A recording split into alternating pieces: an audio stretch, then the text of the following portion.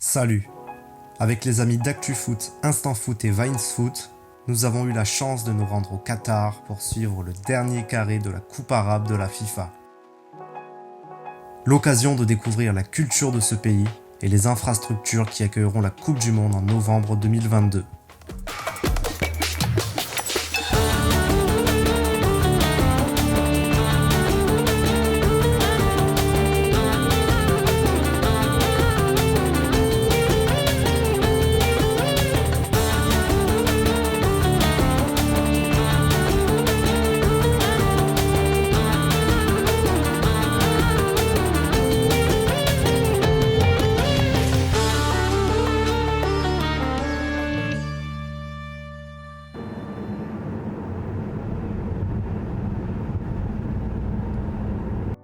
Lors de notre premier jour, nous avons visité le stade Al Janoub, situé à 20 km de Doha, la capitale du Qatar.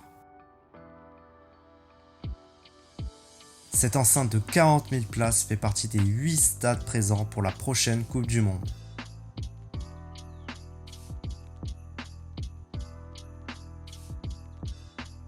Lui, c'est le docteur Saud Abdulaziz Abdulghani, alias Dr Cool.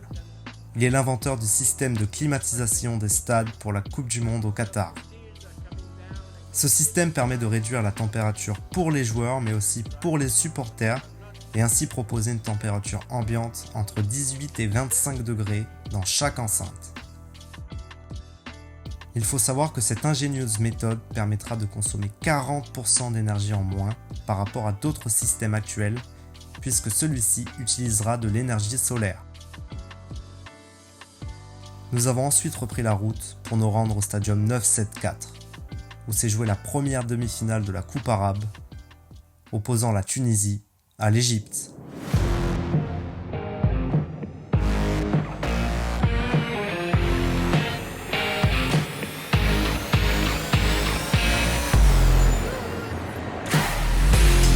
Nous avons été très surpris par cette grande ferveur aux abords du stade, prometteuse d'une ambiance volcanique durant cette rencontre.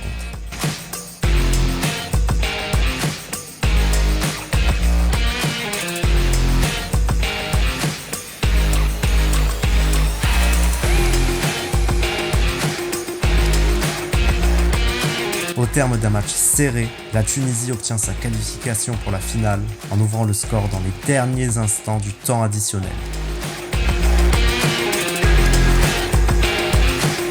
Ça aurait pu être la fin d'une belle et grande journée pour nous, mais non. Nous avons enchaîné avec la deuxième demi-finale entre le Qatar et l'Algérie à l'Al Toumama Stadium, situé au sud de Doha.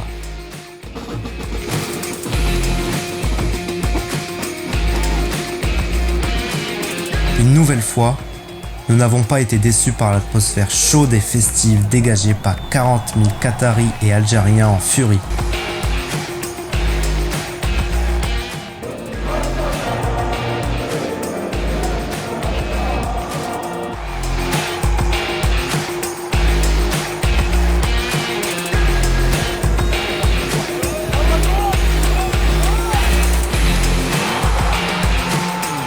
Dans une fin de match complètement folle avec notamment 19 minutes de temps additionnel et une égalisation du Qatar, c'est finalement l'Algérie qui se qualifie grâce à un pénalty transformé à la 90e plus 18 minutes.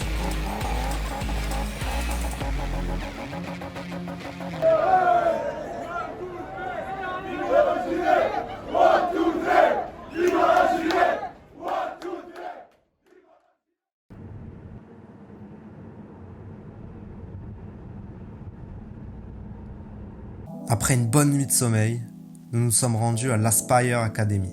C'est un centre de sport-études high-tech qui mise principalement sur le football et l'athlétisme.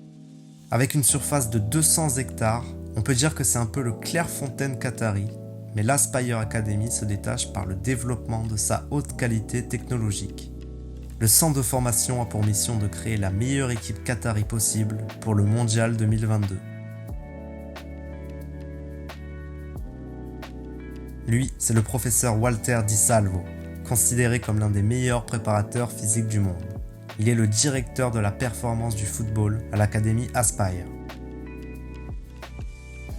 Là, il nous présente une application folle qui recense des millions de données sur tous les joueurs qui évoluent dans le pays. Sur chaque fiche de joueur, il est possible de voir toutes ses statistiques en fonction de la partie de son corps. Il faut savoir que le moindre match ou entraînement des clubs du championnat est filmé et les joueurs sont tous munis de capteurs. C'est ce qui permet donc de récolter toutes ces données et ainsi transmettre une mine d'or pour tous les préparateurs physiques et analystes vidéo. Nous avons ensuite été au centre de commandement et de contrôle d'Aspire. C'est à cet endroit que sont gérés et supervisés l'ensemble des opérations de tous les stades de la Coupe du Monde. Depuis cet endroit, il est possible de contrôler toutes les actions électromécaniques des stades, comme le fait d'ouvrir ou bien verrouiller une simple porte. Il est aussi possible de simuler des incidents afin de les résoudre entièrement depuis le centre de commandement. Il s'agit d'un dispositif unique au monde visant à avoir un impact significatif sur le succès de la dimension organisationnelle de la prochaine Coupe du Monde.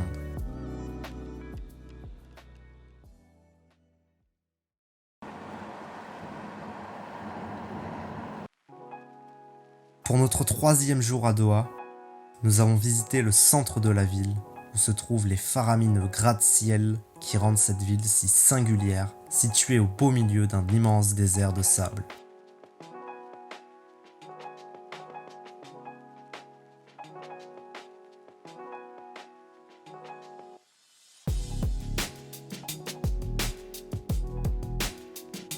Cette vue nous montre à quel point le développement de Doha est important. C'est une véritable course contre la montre dans laquelle s'est engagé le Qatar, puisque tous les immeubles en construction devront être prêts pour novembre prochain. Cette skyline était l'endroit rêvé pour accueillir les journalistes et télévisions du monde entier afin de présenter le pays et sa capitale.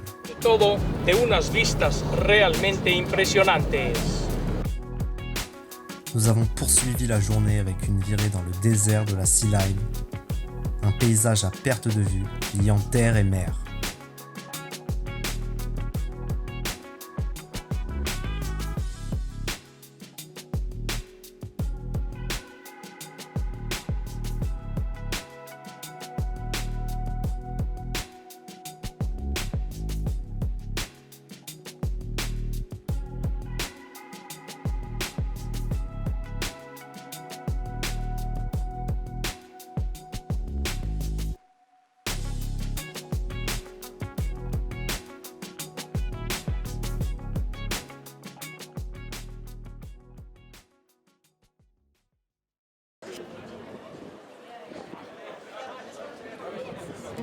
Notre 4e et dernier jour était aussi celui de la fête nationale du Qatar ainsi que de la finale de la Coupe arabe opposant la Tunisie à l'Algérie. Une journée de fête où Qataris, Tunisiens et Algériens se sont réunis ensemble dans les rues de Doha et plus particulièrement au souk Waqf.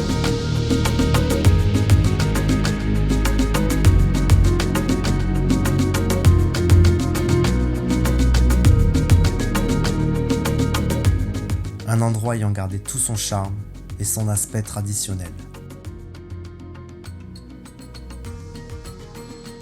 Support my Tunisia today final. Tunisia vs Algeria. Thank you so much.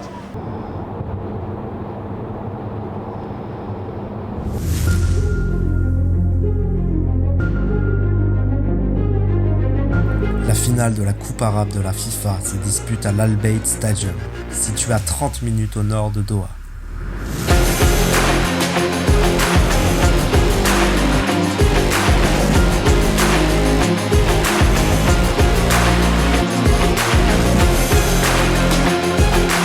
Ces 60 000 sièges ont été pris d'assaut par les supporters algériens et tunisiens venus en nombre.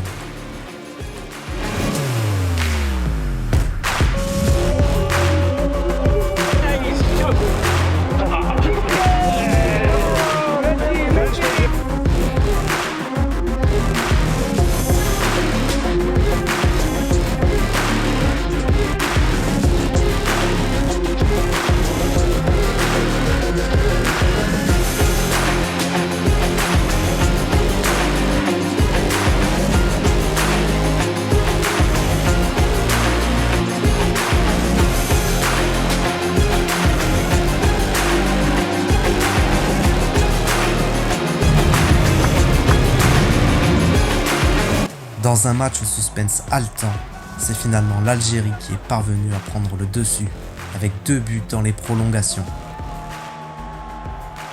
Les Fennecs remportent donc cette Coupe arabe 2021. Cette victoire algérienne marquait la fin de notre séjour au Qatar.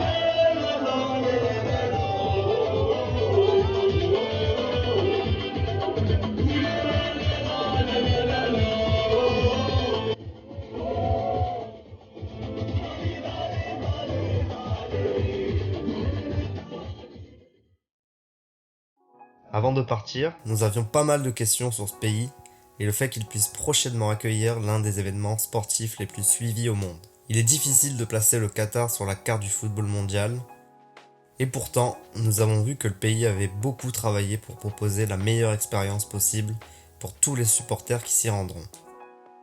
Même si le côté traditionnel est toujours ancré, nous nous sommes tout de suite sentis à l'aise face à une population ouverte et prête à célébrer le football avec des supporters venant de tous les horizons.